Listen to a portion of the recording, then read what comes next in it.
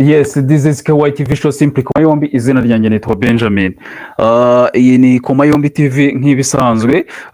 Hari inkuru mu kanya nari mbonye, ni ikibazo cy'umuntu wari ashyize hanze atabaza polisi y'igihugu, avuga ko abonye hari amande aciwe ku kinyabiziga, ndetse ayo mande akaba yaramuhungabanyije.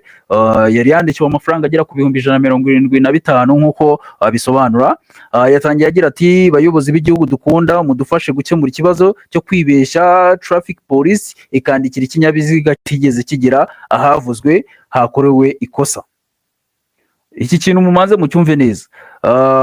Akomeza agira ati, bagiye bafotora ikinyabiziga babike proof, twashoboye byinshi, icyo nticyananirana. Rwanda Police urumva ko yabataginze ababwira icyo kibazo ko cyari giteye, ndetse yongeraho na transaction cyangwa se wenda reference z'ibyo bamwandikiye. Bamwandikiye ko harimo kutubahiriza inzira y'abanyamaguru, violation the zebra crossing, ndetse bamwandikira n'ikijyanye no kwanga gusuzumishwa icyuma gipima alcohol cyangwa se amaraso. Uyu mugabo ntago ndi buvuga amazina ye, ariko ni ibintu bihari n'ubundi, ndetse amazina yari ari hanze. Numva ko ntago ari ngombwa ko nyavuga aka kanya, ariko ni ibintu bihari, ndetse polisi yanamusubije. Polisi yaje kumusubiza imumenyesha ko katurebe ibyo polisi yamusubije. Polisi ije kumwandikira imusubiza ngo, muraho, twakurikirana ikibazo cyawe dusanga tariki ya 6 Mutarama 2025 saa 2:20 umushoferi wawe yarahagaritswe mu mujyi wa Musanze yanga guhagarara. Ayo ni amakosa akomeye cyane. Nyuma yaje gufatwa, ndetse n'ibipimo bigaragaza ko yari atwaye ikinyabiziga yanyoye ibisindisha ku kigero cya 1.86. Tugira inama abantu kwirinda gutangaza amakuru atari ukuri kuko bigize icyaha. Murakoze. Bivuze ko polisi yo birumvikana ko ivuga ko ibuza abantu gutangaza amakuru atari ukuri, ndetse bigize icyaha. Nibyo ibyo birakwiye. Tugendeye kuri ibi polisi yavuze, ibyo koko ntago bikwiye kuba umuntu yagira ate yatangaza amakuru atari ukuri. Ariko ndagira ngo rimwe na rimwe tujye tumanza turebe ese koko uyu muturage uvuga ibi niwe wenyine bibayeho mu gihugu. Ngewe ndakubwira ngo ibi bijyanye no kuba polisi yakwandikira umuntu rimwe na rimwe, mu by'ukuri ikinyabiziga kitigeze kigiraho bavuga ko cyageze cyangwa se kitandikiwe, si ubwa mbere cyumvikanye mu itangazamakuru cyangwa se kivugwaho n'abaturage mu buryo bagaragaza ko ari imbogamizi. Twagiye twumva kenshi abantu bavuga ati, nge banyandikiye ndi Musanze sindagera Rusizi, nta nubwo wenda mpazi mu buryo buri physique sinigeze ngerayo, ariko ikinyabiziga cyanjye bacyandikiye bavuga ko cyakoze amakosa za Rusizi. Rimwe na rimwe twumvaga ari ibintu koko bigize bite bidashoboka, ariko mu by'ukuri hari abagiye bagaragaza izo mbogamizi ndetse bahuye nazo. Rimwe na rimwe bikaba ngombwa ko bishyura n'ayo mande kubera ko babonaga kujya kuburana cyangwa se kujya kuri polisi kujya kubivuga, nubwo polisi mu by'ukuri ivuga ko amarembo aba afunguye, uhuye n'icyo kibazo bagomba kugira gute kugerayo. Ariko hari abareba uburyo wenda bw'imisiragirire cyangwa se gufashwa bitinze, cyangwa se rimwe na rimwe ntibafashwe, bakavuga bati n'ubundi ntiwaburana n'uguhamba. Ibi ndabivugira iki rero? Iyi posti y'uyu mugabo yanditse abwira polisi ikibazo yaragize cyuko bamwandikiye hano Musanze kuri Goiko, kiragaragaza ko ibi ngibi ari ikibazo cyabaye. Nyuma byaje kugaragara nyuma yo gusoma aya makuru polisi yamuhaye, ivuga ko yamwandikiye bitewe n'umushoferi we wari wasinze, ndetse n'ibindi byinshi bagiye bongeraho byuko yajya viola ibyapa.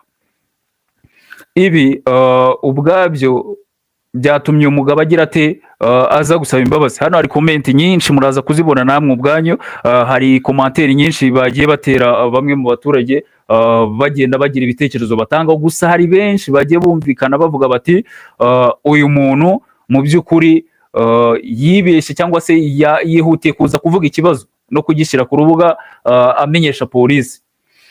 abandi nabo baravuga bati iki ntabwo ari ikosa yakoze kubera ko polisi isanzwe igira ute, isanzwe ikora ayo makosa, ndetse bamwe bagaragaza ko kuba aje kwivuguruza, kuko yaje kwivuguruza uyu mugabo asaba imbabazi avuga ko habayeho kwibesha nyine, ndetse bamubabarira.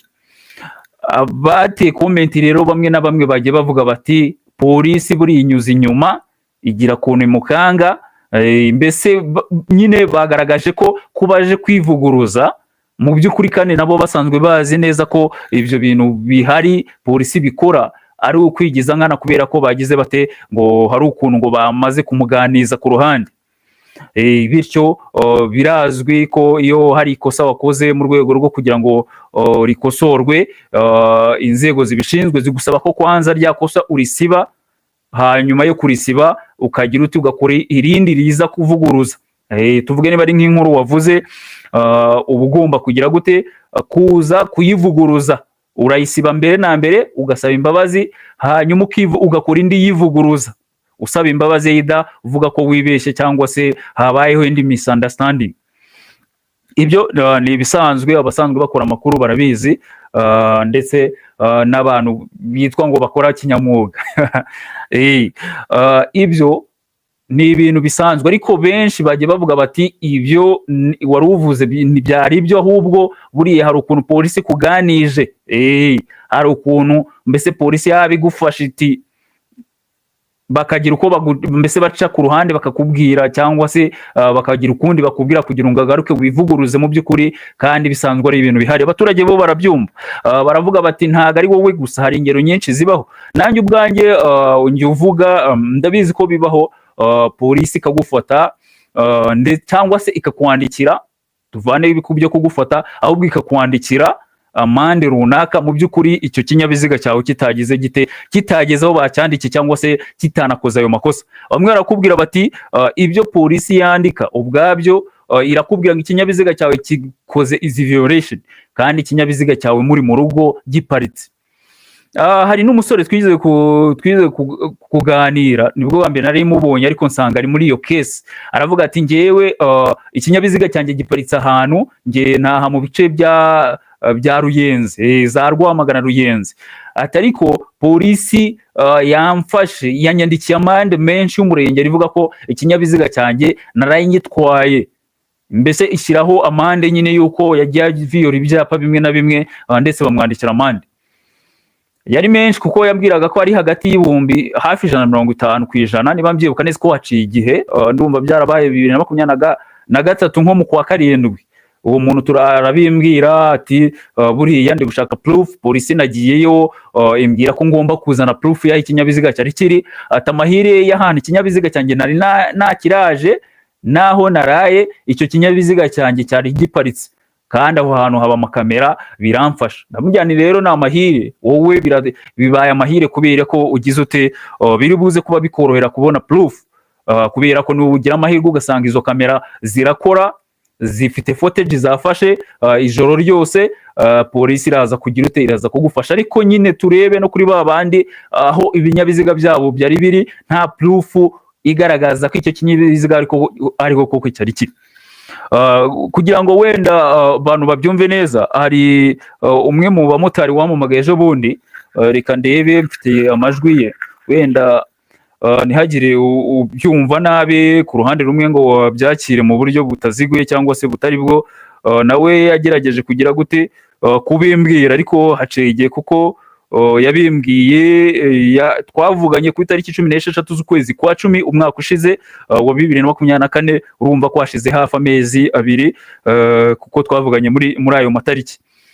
Gusa nawe yambwiraga ibi, wenda kugira ngo dukomeze reka mbumvishe wenda aya majwi, mwihangane ndebe amajwi, ndetse twavuganye ngerageza kumubwira ati, arambwira ati nibisanzwe iyo bagufatiye ahantu none bigahuza nuko aho hantu ari huri, ngo bigahuza ko akarere bagufatiyemo ari nakubamo, birawuruha. Atari iyo bagufate wenda tuvuge bakakwandikira za Muhanga kandi uba Musanze, birumvikana iyo adaceme igihe uhita ubibabwira, cyangwa se ukegera polisi kwegereye Musanze station yabo, bakagira ute bakagufasha, kuko birumvikana ntago wasimbuka ngo uve Muhanga polisi nibikwandikiye mu minota 10 ngo ubugeze Musanze aho barabire. Hari n'abavuga bati ntacyo bagufasha rwose, bati ibyo nta kintu polisi gufasha, umuntu kumaho bikarangira ugomba kujya kwishura amande kuko nubwo wayareka amande yo uhuye nawe w'umupolisi traffic police aragufata. Aya majwi rero reka nyabumvishe wenda gatoya tugerageze muyumve hanyuma wenda dukomeze. Ni umumotari wari wayampaye twavuganye ambwira ikibazo nawe ko yahuye n'icyo kibazo, njye mugira inama yuko nubundi aho kugira bitinde mubwira ko nubundi yakwishyura ubwo nyine nta kundi. Amajwi naye oya ikintu cyo kwibaza none se uwo motari yabyukiye aho ngaho cyangwa yigeze aza mu mujyi? Ndeka ntayageza kandi hari guhaguruka wahaguruka agasanga iri n'igice ubona ko turi saa tatu. Ubwo rero yumva iparitse rwose umuhanda w'itaka iri mu ndaburi y'iwacu kandi hashishikara umuhanda w'igitaka ntari imodoka zinahagana cyane. Ni hehe? Mu Gasiza ndabona inzu uhagana ku bitaro byo mu Gasiza. Ndahabona. Wasize iwacu nose twakinga hano twakingaho neza neza uruhande rwo ku bitaro ariko umuzi neza neza twakinga kwa wa muntu utawajya ku bitaro neza. Okay, biragaragara rero ko bayandikiye nyine irimo bakaba bashizeho ko bayandikiye mu mujyi Musanze, mu mujyi niko handitse. Abo baratwibye tu. Muri hangana ubwo rero nta kundi nyine ni ibintu bisanzwe bisigaye biraba kenshi. Rero ubwo rero urabona bigeze bujana itatugira gafasanga gabaye menshi uko murasabiza. Sawa sawa. Aha, murabyumva rero, murabyumva uko bimeze. Uyu ni umumotari yari yamaye message nyereka namubwira ni bakwandikiye ni bisanzwe. Okay, arambwira ati ubu rero turumva ko ari ikibazo kigize gite gihangayikishije. Ni ikibazo gihangayikishije ndetse rero mbonye iyi posti ndeba n'uburyo bamwe mu baturage bagiye babivuga, bagiye babigarukaho bavuga bati mu by'ukuri ntago polisi ibigize kuntu ikanga uwo muntu. Reka ariko wenda mbivuga nubwo atari byo bavuze, ati polisi buri ibigize kuntu ikanga uwo muntu akagaruka akivuguruza, ariko ni ibisanzwe mu gihugu. Kubera iki rero abaturage muri iyi minsi bumvikana hirya no hino bagira bate bagaragaza ko polisi igira ute ibandikira, bati polisi iratwandikira kandi bikagaragara ko icyo kinyabiziga kitigeze kigeraho bacyandiki cyangwa se kitigeze gikora ayo makosa.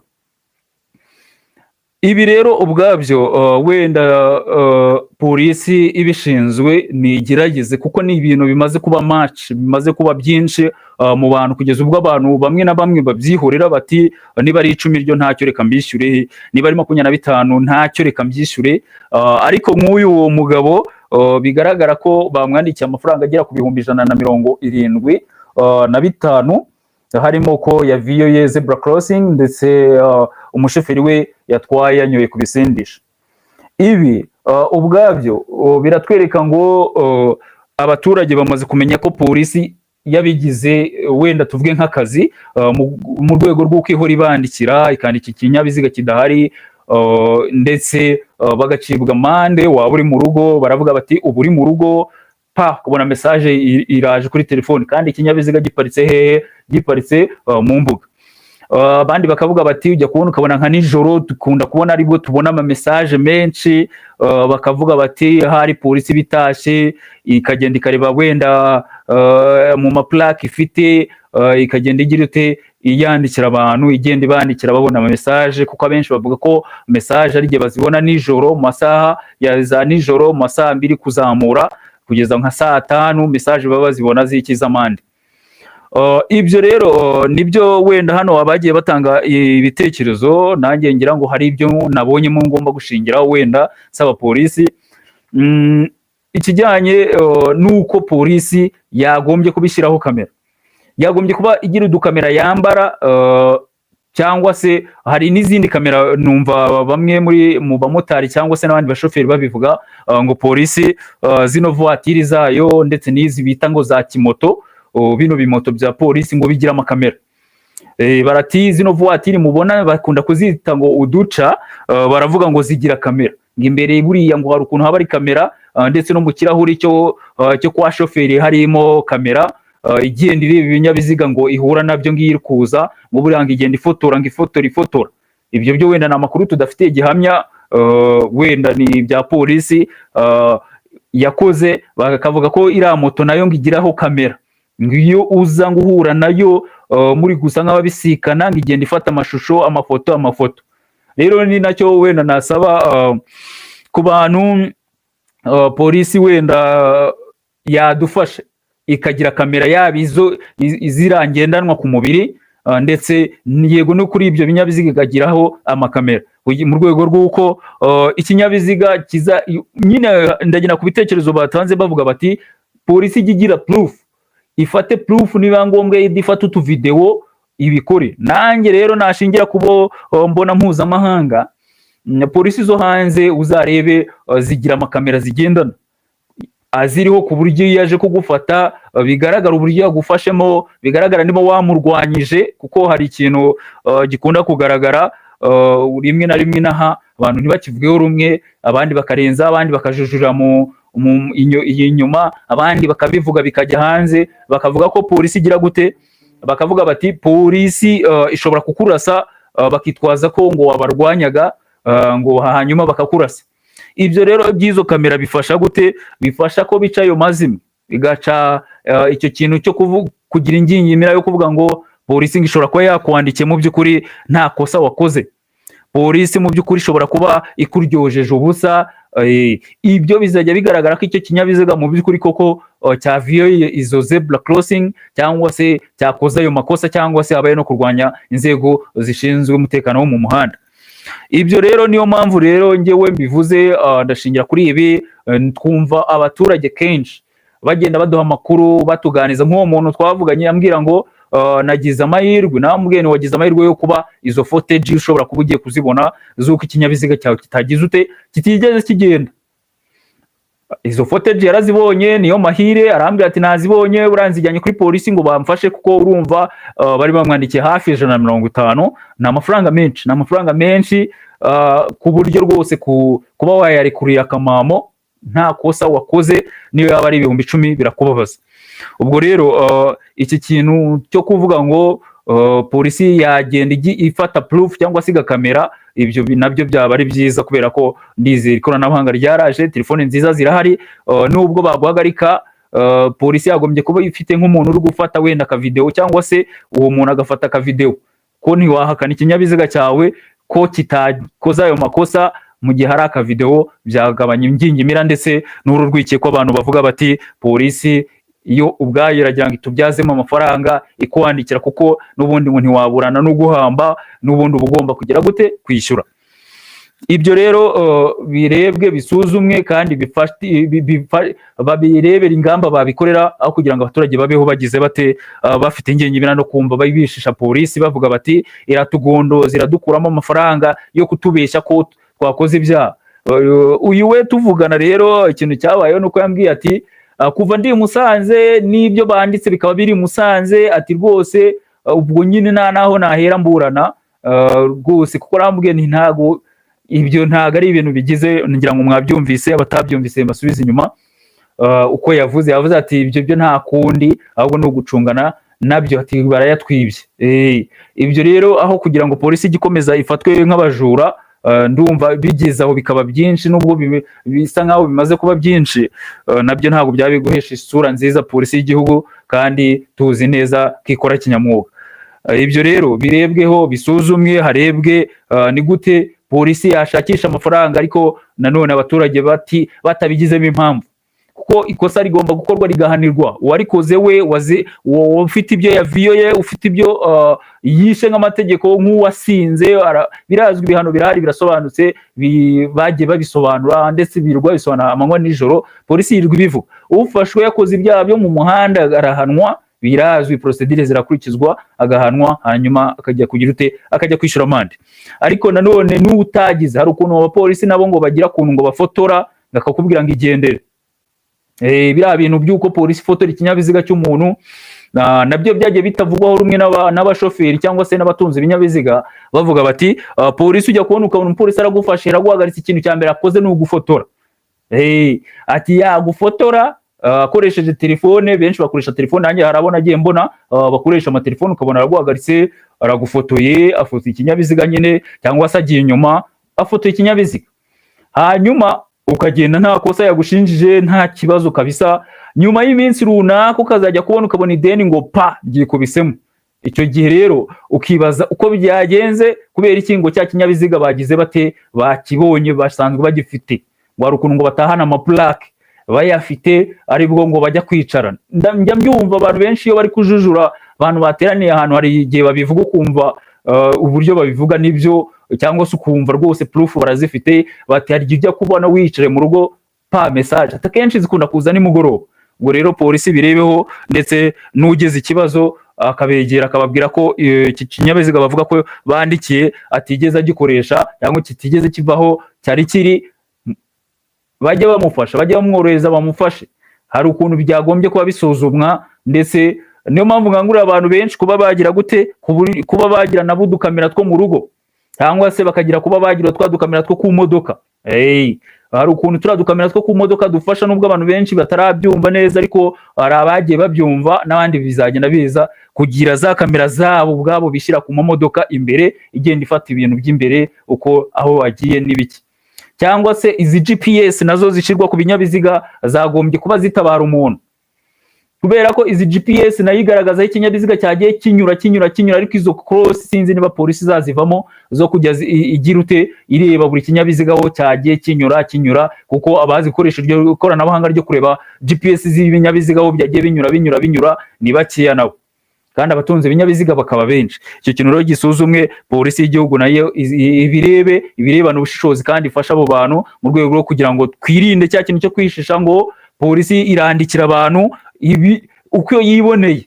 Ikinyabiziga kitageze i Kigali kiri Gisenyi ukumva ngo bacyandikiye, kandi icyo kinyabiziga nikigeze kigera mu mujyi wa Kigali ukumva hehehe. Ibyo rero benshi baragira bate, barabibonamo nk'ikibazo. Iyo mpamvu rero polisi ibirebana ubushishozi kandi ibyiteho kugira ngo abaturage bafashwe mu buryo bukwiye, nukoza ikibazo cyangwa ukoza amakosa abihanirwe mu buryo bukwiye, ndetse nizera nashidikanya ko uhanwe bizwi yabifatiwemo, nizera ko nta n'umwe ujya uburana angavuge ngo iki kintu koko ntago cyabaye. Nanjye byigeze kumbaho icyo mbivugira, polisi ntumaho iki kinyabiziga, nanjye nari nagihaye umuntu intumaho imbwira ko we yaragonze umunyonzi, intumaho imbaza uko bimeze. Okay, amahire nuko bahise bamamagara bikiba, hita nanjye mamagara uwo muntu ndamugani duhuriye kuri polisi uzane n'ikinyabiziga, koko biragaragara ko ibyo bintu byabaye, ndetse uwo mushoferi yagonze akiruka, ndetse yangirije uwo munyonzi. Ngombwa ko habaho kugira ute kumvikana, ndetse no gufasha umunyonzi, ndetse n'amande aracibwa iyo bikurikije procedure. Ntawe ubibabariramo, ndizera ntawe, kuko ababizi neza ibyabaye. Ubwo rero ibyo nabyo bibaho. Rero niyo mpamvu ngira ngo polisi nayo irebe, ifatikanye n'abaturage, utanze amakuru ko iki kinyabiziga kitigeze kivaho babisuzume, babirebe kandi afashwe. Inike White Vision Simple Koma yombi, izina ryanjye nitwa Benjamin, narinje kubereka icyo kintu nari mbonye mu kanya hano ku rubuga rwa Twitter, kuri X, ndetse ni ikibazo cyari gitanzwe n'umuturage. Ntabwo nigeze mvuga amazina ye, ariko nimujya kubo polisi yagisubiza muraza kumubonamo. Polisi yo ni ibisanzwe, noneho muraza kubona nuko byari byagenze, ndetse musome n'amakomenti abara ari menshi yisukiranya, ariko ukareba amayakwiye cyangwa se ayo afite ikibazo, cyangwa ari main akaba ariyo wibandaho kugira ngo ubashe kuba wafasha abantu mu kubasobanurira. Iyi ni Koma Yombi TV, nitwa Benjamin, turacyari kumwe kandi ndabakunda, mukomeze mudushigikire, turabakunda cyane. Ciao ciao.